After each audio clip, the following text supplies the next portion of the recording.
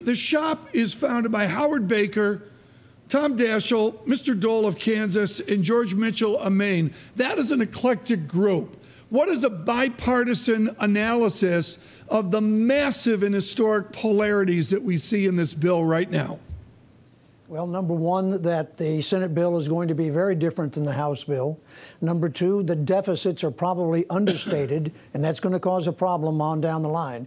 And number three, the distribution tables, who gets how much benefit, are probably going to be skewed towards the upper income people because of some of the business and pass-through taxes. Within this is the heritage you represent. You represent arguably the think tank of the Tax Reform Act of 1986 like nobody else in Washington. Bring up the chart right now, if you would. And this is the Bipartisan Policy Center headache. Here we are rolling over on our deficit to GDP, and you can migrate out here to 4.5% or 6% or 7%. And as you know, Steve Bell, we really haven't been there before, have we?